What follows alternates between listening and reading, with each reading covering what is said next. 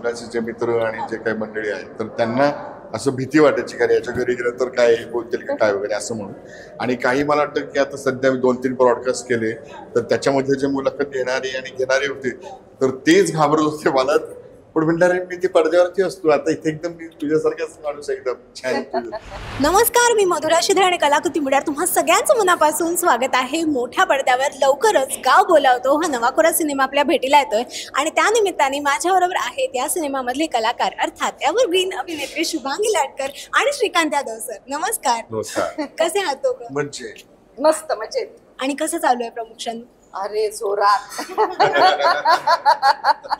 जोरदार चाललंय. अनेक सिनेमे सतत करत असतात बॅक टू बॅक. एक प्रमोशनल ऍक्टिव्हिटीज ज्या असतात ना ती कलाकार म्हणून किती त्याच्यासाठी एक्साइटमेंट असते तुम्हाला?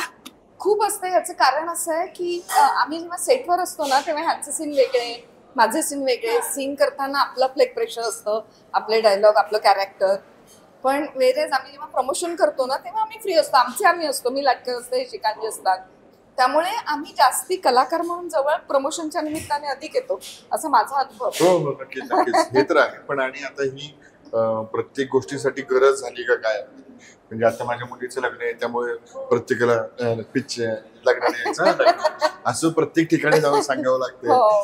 पण हे छान आहे त्या निमित्ताने हा जो सगळा मीडिया आहे की जे म्हणजे तुम्ही लोक की हे सगळ्या लोकांपर्यंत पोहोचवणार आहात चांगल्या पद्धतीने आणि नेमक्या पद्धतीने आणि लगेच पोचवा आणि मोठ्या प्रमाणावर पोचवा तर त्याची ही सोय आहे. आणि खरं त्यांना विषय इतका सुंदर आहे ना सिनेमाचा की मला असं वाटतं की जे सामाजिक विषय आहेत ना ते ह्या पद्धतीने पुढे यायला पाहिजेत. कारण का त्याच्यामधूनच आपल्याला काही ना काहीतरी शिकायला मिळतं. म्हणजे एखादा सिनेमा फक्त एंटरटेनमेंट नसून जर त्याच्यातून काहीतरी छान एक बोध होणार असेल तर किती छान गोष्ट आहे. सो मला वाटतं कलाकार म्हणून तुमच्यासाठी स्क्रिप्ट ही गोष्ट फार महत्वाची असेल. तर ह्या सिनेमासाठी ते स्क्रिप्टचा विचार करताना किंवा ती भूमिका म्हणून आपण त्यात कसे दिसू हा कसा एक साधारण विचार होता भूमिकाच्या निवडीमागे? मला तर असं झालं होतं की मला फार ग्रामीण रोल अफोर्ड होत नाही. मी मुसलमान आणि पंजाबी आणि असं सगळे जास्ती करत असते. घरंदाज स्त्री असं सगळं श्रीमंत असं सगळं करत असते. त्यामुळे मला ग्रामीण रोल मिळाल्यानंतर मला तो स्वतःला असा चॅलेंजिंग वाटला आणि मग मी तो घेते लगेच. असं काहीतरी वेगळं आपल्याला काही मिळालं करायला तर आपण करूच ना. तर तसं वाटलं म्हणून पण मी घेतला. आणि शिवाय भूषण होता हे सगळे मोठे कलाकार आहेत. आपल्याला शिकायला मिळतं ना सगळ्यांकडनं थोडं सिरियसली. माझ्याकडे साधारण असंच आहे फक्त उलट आहे की मी दिसतानाच ग्रामीण दिसतो तर त्याच्यामुळे मला सिद्धांताच रोल मिळाला म्हटलं तर मी लगेच थोडा रोल वेगळा ह्याच्यातला. कारण याच्यात मी तो गावातला सरपंच दाखवलोय पण तरी सुद्धा तो पांढरे टोपी ते जॅकेट पांढरे कपडे असं काही न करता एक्झॅक्टली उलट की जी शहरी आहे की तो जॅकेट आणि हे सगळं थ्री पीस मधलं तो जॅकेट घालून तो वावरतोय. दागिने घातलेले आहेत आणि श्रीमंत दाखवण्यासाठी अंगठ्या आहेत, कडं आहे. त्या कडाला पण एक मेंढ्याच्या आकाराचं त्याचं तोंड आहे. म्हणजे एकूणच त्याला नुसतं बघितलं तर त्याच्या नुसत्या कपड्यातनं पेहरावातनं बघण्यातनंच ते कॅरेक्टर बाहेर येतं. असं या पद्धतीने ते गोष्टी केल्या होत्या. आणि पुन्हा दिग्दर्शकाला असं हवं होतं की असा एक धिप्पाड आडवा तिडवा माणूस लाल विखारी डोळे की ज्याला बघितलं तरी दहशत वाटेल असा. तर आणि एक्झॅक्टली तेवढं काही नाहीये माझ्याकडे 6 फुटी वगैरे नाहीये. पण त्यांना म्हणलं तुम्हाला हे पाहिजे ना ते दाखवतो. आणि मग ते जेव्हा आमचा पहिला सीन झाला तर त्याच्यानंतर ते म्हटलं की नाही सर माझ्या डोक्यात जो सर्जर होता त्याच्या पलीकडे तुम्ही नेऊन ठेवलाय त्याला. पण ते चॅलेंज असतं ना की अरे असं पाहिजे तर मग आपण त्याच्यापेक्षा भारी काय करू शकतो एक चॅलेंज असतं. तर अशा प्रकारे हे आहे. आणि स्क्रिप्टचं म्हणाल तर तो मला वाटतं की माझं जे कॅरेक्टर त्याला एक ऑथर बॅक कॅरेक्टरच आहे ते. कारण तो पडद्यावरती असताना तो दहशत निर्माण करतो आणि जेव्हा तो पडद्यावर नाही तेव्हा बाकीचे जे गावकरी किंवा कोणी बोलतोय तर ह्याचा रेफरन्स आहे आणि त्याच्याबरोबरची दहशत आहे, त्याच्याबद्दल भीती आहे आणि ती आदरयुक्त नाही, ती घाबरण्याचीच आहे. धाकच आहे तो आणि तो चांगला धाक नाही असं. तर असं एक स्क्रिप्ट मध्ये होतं. तर त्यामुळे मी काय लगेच हो म्हणालो की असं कॅरेक्टर करणं मजा येते आणि जे आपण नाही आहोत ते दाखवायचं. तुम्ही आता म्हणालात की तुम्हाला असं त्यावेळेस वाटलेलं की ते माझ्यामध्ये काही नाही, पण मला वाटतं ना तुमच्याकडे एक अशी गोष्ट आहे की जी खरंच तसं कोणी नाही करू शकत, तो म्हणजे तुमचा अभिनय. कारण की इतका कमाल अभिनय करता तुम्ही आणि प्रत्येक पात्र ते जिवंत करता, त्याच्यामुळे मला वाटतं ते तुमच्यासारखी तुम्हीच आहात. सो ते खूप महत्वाचं आहे. नाही हो, हे पण आहे, पण ते तसंच आहे की मग आता जर पुन्हा एकदा गाव बोलवतं असं करायला घेतलं तर कदाचित मी तेवढं नाही करू शकणार की जे आधी करून ठेवलं ते एकदाच ते. आणि दिग्दर्शन आणि सगळी जेव्हा भट्टी एकत्र मुशीत येऊन जेव्हा सगळ्या जणांचा श्वास एक होतो तेव्हा तुम्हाला कुठेतरी छान तो शॉट मिळतो किंवा तुम्हाला त्या क्षणापर्यंत पोहोचू शकतो. कारण चित्रपट म्हणजे क्षण निर्माण करणंच असतं ना, की जे आम्ही अनुभवतोय ते क्षण निर्माण करून परत तुम्हालाच आरसा म्हणून दाखवायचं की बघा हे तुमचंच गाव आहे, तुमच्याच देशातलं गाव आहे, तुमची सारखीच माणसं आहेत, तर ही अशी बघतायत, हे अशा पद्धतीचं. तुम्ही जर मगाशी उल्लेख केलात की अशी एकदम दमदार धाक असलेली भूमिका की ज्याला सगळेजण घाबरतात, तुमच्या आजवरच्या ज्या भूमिका आहेत ना त्यातल्या काही भूमिका अशाच आहेत की ज्याचा धाकच वाटतो. खऱ्या आयुष्यामध्ये असं कधी झालंय का की ती भूमिका कधीतरी प्रेक्षकांना असं होतं ना की खरं वाटतं आपल्याला प्रेक्षकांना ते कॅरेक्टर, सो असं कधी झालंय का की खऱ्या आयुष्यामध्ये पण तुम्हाला घाबरलेत लोक? नाही म्हणजे असं माझे काय मुलीचे मुलाचे जे मित्र आणि जे काही मंडळी आहेत तर त्यांना असं भीती वाटायची का याच्या घरी गेलं तर काय बोलतील का काय वगैरे असं म्हणून. आणि काही मला वाटतं की आता सध्या मी 2-3 ब्रॉडकास्ट केले तर त्याच्यामध्ये जे मुलाखत घेणारे होते तर तेच घाबरत होते मला.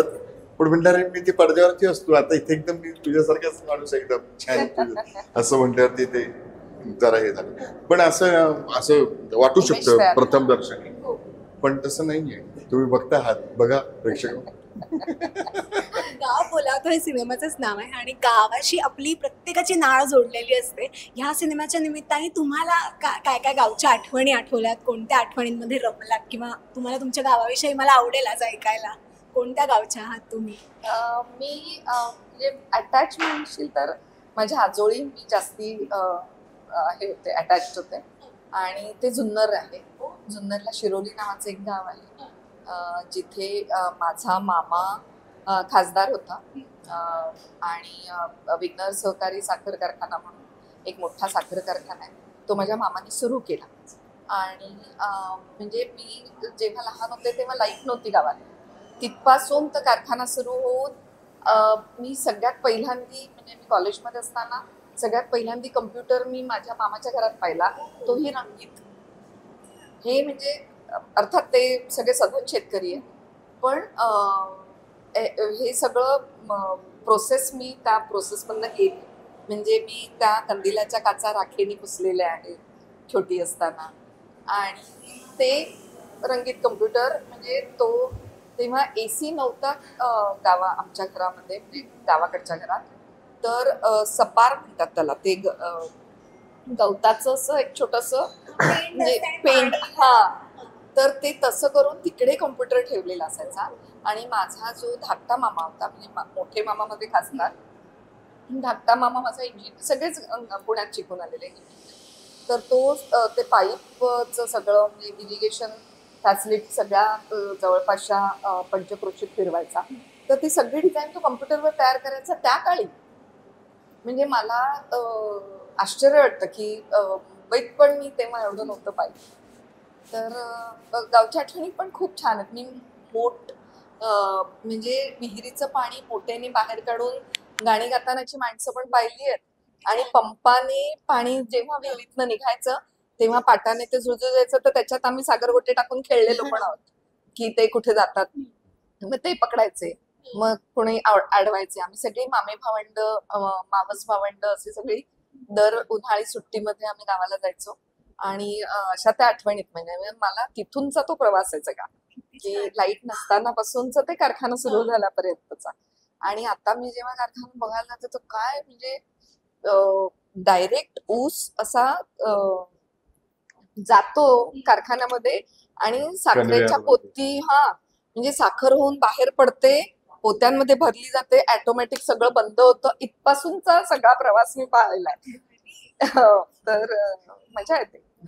तू पाहिलंस की नाही मला माहिती नाही, पण कधी हंगामामध्ये साखर कारखान्याला जाऊन भेट दे एकदा. तो असा खरंच म्हणजे ताजा ऊसाचा कांडी अशी ती आतमध्ये जाते आणि मग ती सगळी प्रोसेस, त्याला छोट्या छोट्या खिडक्या पण असतात त्या प्रोसेस सगळ्या बघायला, किती कशी साखर होते काय ते चेक पण करतात चेक ना करतात. प्रत्येक हो, काढून चेक फ्लेवरला. करतात. हो.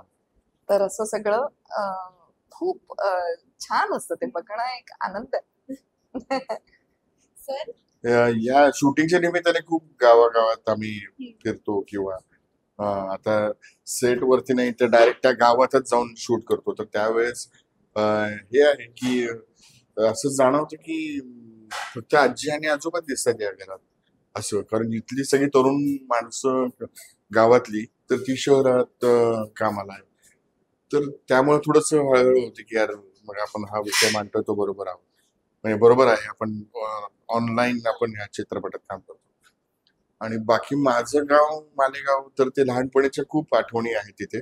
कारण सगळ्या भावंडांच्यात मी लहान आणि तिथे खूप मोठा गोठा होता. त्यात काही म्हशी गाई आणि असं, कारण यादव धारा काढायचो आम्ही. मग त्याच्यातनं सकाळी उठल्यावरती त्या चुली समोर बसायचो. ते थंडीत ते त्याची ऊब ती एक वेगळी असायची. आता मगाशी खूप छान हे झालं ना की हल्ली आपण घरात हॉटेल सारखं खायला मागतो आणि बाहेर गेलं की आपल्याला चुलीवरच लागतं. असं ते फार मला आवडलं ते. तर हे अनुभवलं ती चुलीची धग आणि मग त्याच्यातलीच मग राखुंडी घेऊन त्याने दात घासणे. आणि सगळ्यात लहान असल्यामुळे माझ्या ज्या मोठ्या वहिनी होत्या तर त्यांनी आंघोळ घातलेली मला अशी रगडून असं स्वच्छ करून. आम्ही तर असे रांगेने अशा आम्ही सगळे भाचलं. आणि आजी म्हणजे बाहेर, आमचा जो बंगला होता त्याच्या बाहेर एक नाणीघर होतं. तिकडे आम्ही लहान असताना सगळ्यांना लाईन उभी करायची, सगळे बंब पेटलेले असायचे. तेव्हा ते मोठे पितळी बंब होते, त्याच्यामध्ये ते सरपण घालून म्हणजे मोठी लाकडं घालून आणि तो गरम गरम आणि मग ते सगळ्यांना लाईन बघून आजी सगळ्यांना आंघोळ घालायची. एका चल निघ असं करून आम्ही बाहेर पडायचो. मग मोठी झाल्यानंतर मग आम्ही नाही असं नाही, आता आम्ही तिकडे मग आम्ही आवारात जाऊन आंघोळ करणार वगैरे, म्हणजे मज्जा असायची खूप लहानपणी. आणि मग ते सगळं हे रगडून वगैरे झालं, स्वच्छ झालं की मग ताजं काढलेलं दूध असं की ते आमच्या चिनम म्हणून, म्हणजे माझी काकू, चिनम म्हणजे छोटी आई आणि फेदम्मा म्हणजे मोठी आई. माझी मातृभाषा तेलुगू आहे. पण मला येत नाही कारण माझी आई पुण्याची, तर मग तिलाच येत नव्हती तर माझ्या कुठं येणार. पण वडिलांनी येते, माझ्या बायकोला येते. अरे वा, आज पहिल्यांदा समजलं. हो, मला म्हणजे मग तुमच्याकडे साऊथ इंडियन फिल्म्स बघता? नाही बोलतात साऊथ इंडियन मध्ये बोलतात. तुमच्याकडे जेवण सगळं साऊथ इंडियन टाइप्स मध्ये? नाही, आता हे सगळं माझी बायको मुंबईची तर त्याच्यामुळे तुम्ही इकडचे होता ना. पण इडली सांबार तर बनवत असेल.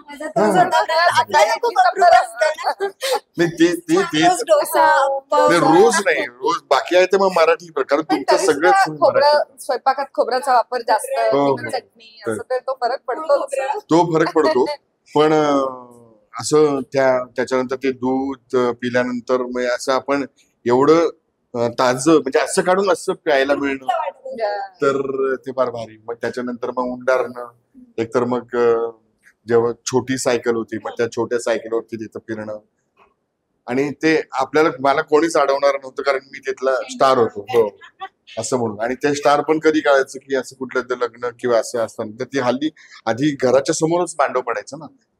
आणि मग ते पत्रावळ्यांमधनं आणि जेवण म्हणजे नॉर्मलच, लग्नाचं काय कुठलं काय असं ना ते नॉर्मलच की ते भात भात भात भात भात मग ते वरण बुंदी आणि लोक छान म्हणजे काय इकडं चाललंय माती पडती काय व्यवस्थित छान जेवायचे. तर मग तोपर्यंत मग काहीतरी त्यांना एंटरटेन करायचं काम माझ्याकडे असायचं. तो माईक माझ्याकडे यायचा की जो भटजी सकाळी लग्नात वापरायचा तो संध्याकाळी माझ्याकडे, किंवा जेवण असेल तेव्हा माझ्याकडे असायचं. मग आयुष्यात येणारे सगळे श्लोक जे काही जे पाठांतर आहे तर त्याच्यातनं म्हणायचं, कारण तेव्हा त्यांना माहिती म्हणजे ते वेगळे शिक्षणाचा अभाव असल्यामुळे अच्छा छान म्हणतो असं ते होतं. तर असं. आणि मग नंतर माझा एक परफॉर्मन्स तिकडे म्हणजे पहिला लहान मुलगा म्हणून सगळ्यांना एंटरटेन करणारे सर, पण तू आता अख्ख्या महाराष्ट्राला एंटरटेन करणार. नाही, पण आमच्या खानदानात मला नाही आठवत की कोणी असं काही केलंय. मालेगावशी म्हणजे मी विचार केला की यार कोण आहे बाबा, तर मालेगावशी एवढा संबंध आहे की तिथे 25-50 हजारात सिनेमा होतो, एवढाच माझा सिनेमाची मालेगाव शोले. तो आणि त्यांनी ते कारण तिथले मालेगावचे जे चित्रपट तयार होतात ते तिथल्या आधी केबल वाहिनीवरती दाखवले जातात किंवा चांगले आता थिएटरमध्ये पण दाखवले जातात आणि ते सगळे प्रेक्षक जाऊन बघतात. हो. हे फार मालेगावची विशेष. एक फिल्म इंडस्ट्री आहे माहिती आहे ना हो, तुला? एक वेगळी फिल्म इंडस्ट्री आहे तिथे हो, पॅरलल. मालेगावमध्ये पॅरलल इंडस्ट्री आहे. हो, सगळ्या फिल्मच्या डुप्लिकेट तिकडे बनतात, तिथले लोक तिथलं थिएटर फुल करतात. फुल करतात. हो, तर ते मला खूप बरं वाटलं की तसंच या चित्रपटासाठी प्रेक्षकांनी थिएटर फुल करावं. हो, हो. आपले चित्रपट आहे, आपल्या गावचा पिक्चर आहे तसं मग. ह्या सिनेमाच्या निमित्ताने ना खूप वेगवेगळ्या गोष्टी तुम्हाला अनुभवायला मिळाल्या असतील. एखादा असा खास क्षण आहे का की गाव बोलावतो म्हटल्यावरती कायम तुम्हाला तेच आठवणार आहे? सिनेमातला खास क्षण म्हणजे सिनेमातलं किंवा ओव्हरऑल तुमचं जे सगळं शूटचे सगळे दिवस होते त्या स्केड्यूल मधला कोणताही किस्सा, मग ते तुमचे ऑफ कॅमेरा मजा असू देत किंवा ते हा. तिथलं काही लोकल फूड तुम्ही ट्राय केलं असेल ते असू देत. लोकल तर आम्ही खाल्लं खूप. कारण मी आणि भूषण आम्ही ऑलरेडी 2 सिरियल्स आणि एक म्युझिक अल्बम आणि असं सगळं आधी करून गेलो होतो तिकडे. त्यामुळे भूषणचे लाड असायचे बिंग हिरो, आणि मग त्याच्यातला डबा मी खाणे त्याचं सगळे डबे शेअर करणे असं, आणि तो मला मा म्हणतो ऑफ कॅमेरा, तो मला मा म्हणतो. त्यामुळे चांगलं चुंगलं आलं की त्याच्या डब्यावर ताव मारण्याचं काम, आणि त्याला यायचं पण म्हणजे असं गावची भाजी भाकरी वगैरे, आणि ती आम्ही ट्राय केली. मग मला आठवतंय त्याचा आम्ही दोघी गौरी देशपांडेचा नाही फिल्म ती, मला वाटतं कोणाची तरी प्रिया बापट आणि मुक्ताची एक फिल्म त्याच्यामध्ये आम्ही दोघी. तर ती फिल्म बघायला पण आम्ही गेलो होतो. ती फिल्म लागली चला जाऊ म्हणून आम्ही सगळं मज्जा केली होती आम्ही तिकडे पुण्यात जाऊन फिल्म बघून वगैरे आलेलो. शूटिंगच्या दरम्यान खूप असे क्षण आहेत, त्यातले काही क्षण आहेत तर ते आता नाही सांगून उपयोग, कारण ते चित्रपटात फार महत्वाच्या ठिकाणी आहे.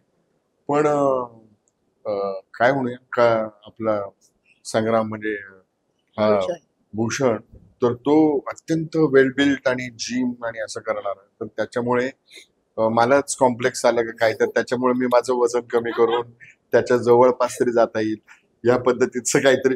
मग आता नटाला काहीतरी प्रयोग करावे लागतात ना असे, पण तो फारच फिटनेस हे आहे. फिटनेस फ्री, आणि रात्री शूटिंग संपल्यावर पण तो जिमला वगैरे जायचा, ज्या गावात म्हणजे काही गावात नसायचा तो बरोबर माहिती काढायचा आणि तो ते करायचं, ते नेटाने करायचं. तर ते फार फॅसिनेटिंग होतं की माझ्यासाठी अरे हा कसला गुण आहे की 12 वाजता तरी सुद्धा हा 1 तास जाणार आणि मग झोपणार, त्याशिवाय झोप नाही. गौरीच्या बाबतीत पण खूप चांगला, गौरी पण खूप गोड आहे भयंकर, आणि तिला पण निसर्गाची आवड आहे आणि ती खूप मजा आली तिच्याबरोबर पण काम करत. तिच्याबरोबरचा माझा पहिला प्रोजेक्ट होता, मग नंतर आम्ही केलं एकत्र काम, पण तो प्रोजेक्ट माझा पहिला होता. पण मजा आली मला तिघांबरोबर. माझं जास्त अभ्यंकर, तर अभ्यंकरांबरोबर पण आमची फॅमिली होती. ह्यांचे सीन जरा वेगळे असायचे, त्याच्यामध्ये मी कुठे नव्हते, पण आमची चौघांची फॅमिली असल्यामुळे आम्ही खूपच धमाल केली. माधव अभ्यंकर पण बरेचसे फाईट सिक्वेन्स आमचे तिथे अत्यंत टळटळ ते करणं आणि हे सगळं, आणि पुन्हा मार देणं आणि मार खाणं असं हे सगळं. पुन्हा ते फाईट मास्टर ते वेगवेगळ्या स्टंट सांगतात ना की असं करा तसं करा, तेव्हा आपल्याला सोपं वाटतं ते करून दाखवत असताना, पण जेव्हा आपण करतो तर तेव्हा आपल्याला सराव नसतो ना, तर त्याच्यामुळे मग ते आपल्याला अवघड जातं. पण ते थोडं थोडं हे करून तुम्हाला सरावाचं की तुम्हीच करता आहात हे तुम्हाला दिसू शकतं, कळू शकतं असं. आज तुमचे अनेक फॅन्स आहेत, तुमच्या भूमिका गाजलेल्या आहेत, पण अशी एखादी फॅन मुवमेंट असते ना आपली की आपल्याला असं वाटतं की मला ह्या कलाकाराबरोबर काम करायचं होतं आणि फायनली मी ते केलंय. सो हे तुमच्या बाबतीमध्ये कधी घडलंय का, किंवा तुमची अशी फॅन मुवमेंट झाली आहे का तुमच्या सहकलाकारासाठी? अशा खूप आहेत. मला माधुरी दीक्षित बरोबर काम करायचं होतं, ते झालं. फेम गेम मध्ये माधुरी दीक्षित बरोबर आहे. पंकज त्रिपाठीने एकदा माझं खूप कौतुक केलं.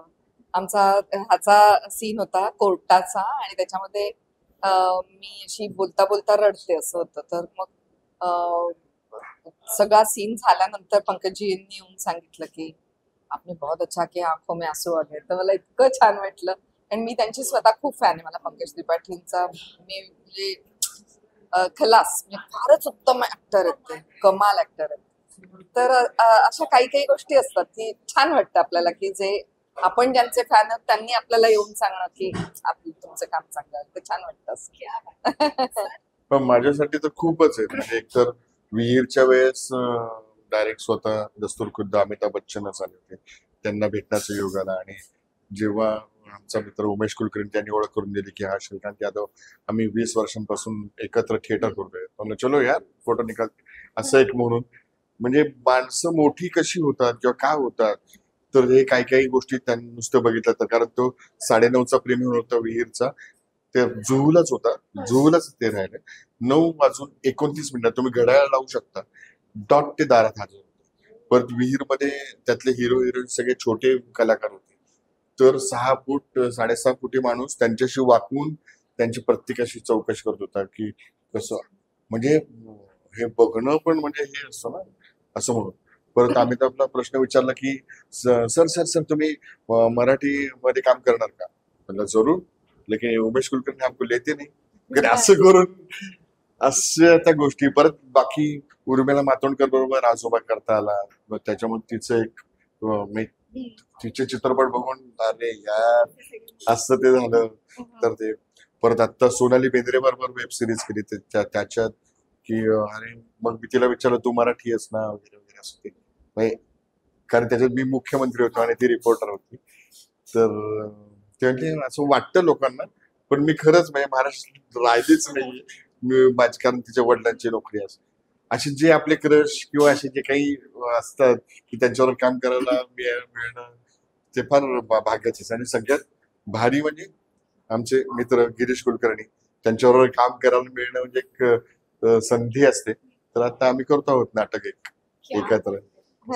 छान वाटलं मला तुमच्याशी गप्पा मारून. आणि खरं तर मी तुम्हाला सिनेमाबद्दल मुद्दाम काही विचारलं नाही, कारण मला वाटतंय की गेले अनेक दिवस तुम्ही त्याबद्दलच बोलत असाल आणि कधी कधी असं होतं की आपल्याला तेच तेच बोलून पण कधीतरी कंटाळतो. असं म्हटलं आता डायरेक्ट सिनेमाच बघू देत लोकांना. जाता जाता सगळ्यांना काय छान अपील करा.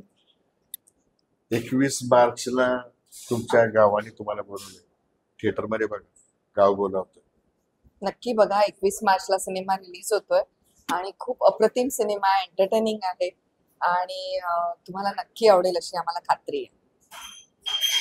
थँक्यू सो मच आणि खूप खूप शुभेच्छा. थँक्यू. रसिका हो, कलाकृती मीडिया म्हणजे मनोरंजनाची लयलूट. मनोरंजन क्षेत्रातील किस्से व घडामोडींचा आस्वाद घेण्यासाठी कलाकृती मीडिया या यूट्यूब चॅनलला सबस्क्राईब करा आणि व्हिडिओ लाईक करा.